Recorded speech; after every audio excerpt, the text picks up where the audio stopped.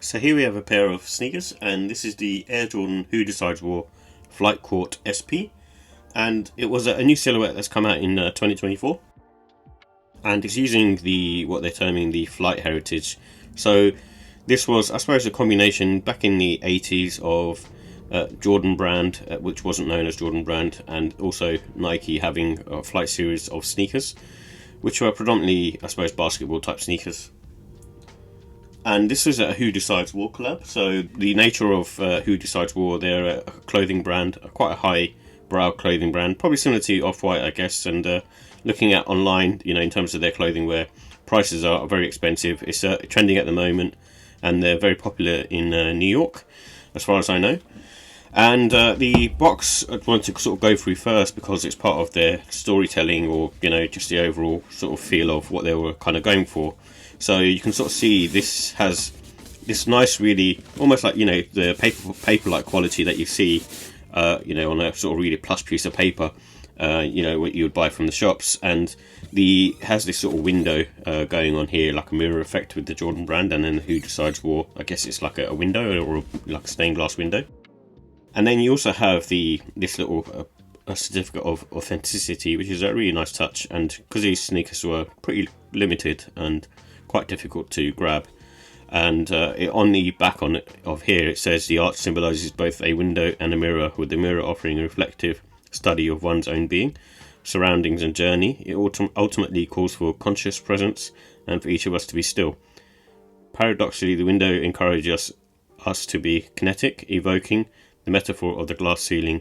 The window encourages the release of what we perceive to be our limit and shattering it. So it's a nice little nod to what your limits are, and trying to just go beyond that, really. And I guess even maybe that's sort of stepping out your comfort zone, or just trying very hard. I guess those all kind of go in line with that. But the sneaker itself, like I said, the overall presentation is very cool. And it was made as a skate style trainer, so like I said earlier, it is taking on the flight heritage. So this is a common theme from, I suppose, Jordan brand, and they do that with their sort of sneakers from time to time. And you can see the sort of flight logo there. So with the details, it comes in a black, off-noir and Varsity Red colour, which is, again, quite a common theme colourway for a Jordan brand sneaker, and similar to sort of, I suppose, a black cement colour blocking. And this has a plush collar, so you can sort of see that here. Like I said, it's just more for sort of skateboarding, but it's almost made out of this sort of velour material that you probably see more on a sofa, especially like from the 80s or 70s. But it feels nice, especially when you have it on foot. It gives that sort of premium quality to it. And I don't think there's any tech in here, not that I could see, and also maybe it's indicating on the price, but it has a polyurethane midsole that I can probably feel. The outside is made of pretty much rubber. There's a little bit of give to the outsole midsole combination, but not too much. And the sneaker is not really got any sort of tech in it, not that I could feel anyway. And I did sort of check underneath the insole as well. And with the insole, it is quite on the sort of thicker side. So I think I'm not sure what the quality of it is, but it feels a bit better on foot. And then you can sort of see it's got a sort of embroidery as well in there. And it's got sort of mainly sort of nubuck leather, I guess suede materials, and a bit of textile. So that's kind of mainly what's on here. And it feels quite nice, similar to the driveway grey that we had on, the Jordan RMs. And the price for these is £110. So with the comfort and sizing, this is on the firm side. So you sit I feel low to the ground, because when I put my finger in here, your foot kind of sits in here in that sort of area. And they do feel sort of low to the ground, so you do get that sort of ground feel, and it's to be expected if they're trying to sort of market this as I suppose going towards a skate shoe. And I think the wearing time for these is pretty good to go out the box, in all honesty. I would say 2 to 6 hours, mainly for the midsole outsole to start to sort of flex a bit, and because you have sort of flex screws on here anyway, and once you sort of wear those in a bit, it becomes a bit nicer on foot. And I think true to size works on these. I went half size up because I wasn't sure with the new silhouette, but my toe comes to about here with sort of thick socks on. So I would have preferred maybe to go true to size, because then my toe would have been about here, which is perfect. And I get a little bit of heel slippage, not too much, but the sneaker overall is like quite a wide sneaker. So in the sense that even though I had my I have a wide foot, I'd never experienced any issues, like you would on a Jordan 4.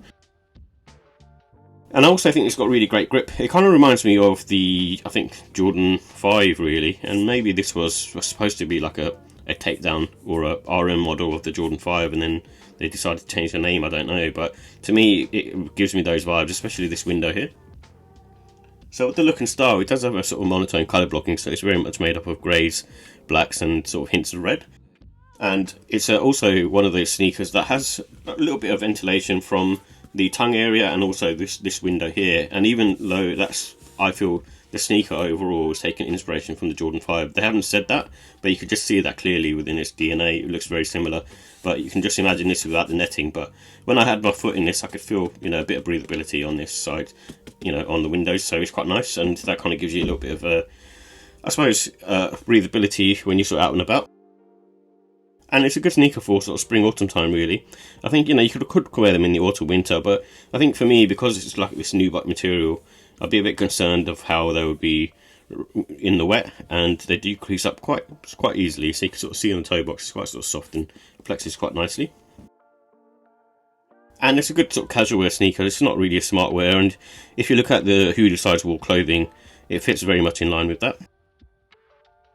And it comes with a plethora of laces, which is really nice of them to do that actually.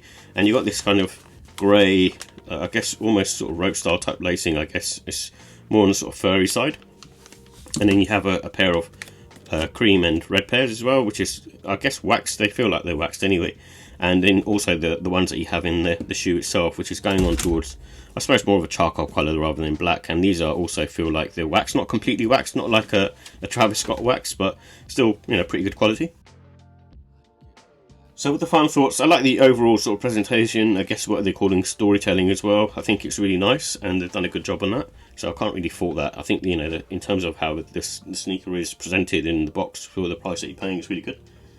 And I think it's sort of pretty nice materials. Like, it's quite similar to the Jordan 4 RM in that respect.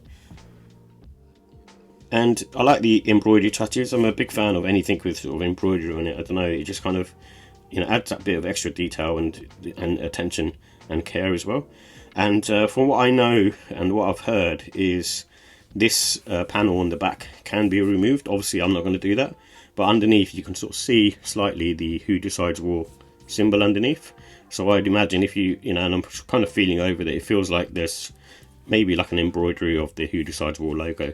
So you could probably take this off and then it would have that underneath. Obviously I'm not 100% sure on that, but I'm sure there's sort of pics online for it. And the price, usually like I'd be kind of always sort of saying the price is too high, but for this one I think it's pretty bang on, especially for the collab. So for me, I think they've done really well at that. And like I said earlier, the extras that you get, this little certificate of authenticity, the box and the extra pairs of laces, and having that all premium look. With the cons, I think the comfort, I'm not sure how much that will last. It's a very sort of flat sneaker, and it kind of reminds me of, I suppose, an SB Dunk. So it's not too bad, and it's not like horrible, but it's very sort of neutral, and maybe going towards like Jordan 4 territory as well. But again, it's a very sort of simple shoe. There's no sort of tech in there.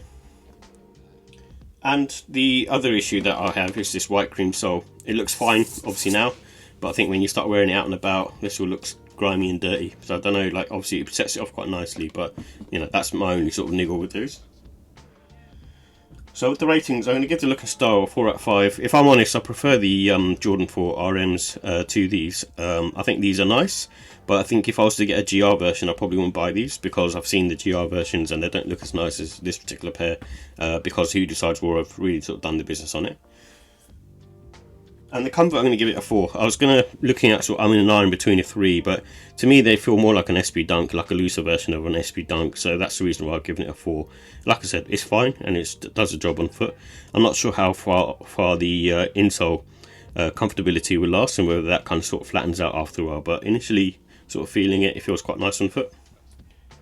And the quality, I'm going to give it a 5. Like I said, the overall presentation, and because of the price that you're paying, I think both of those are sort of 5 out of 5 for me.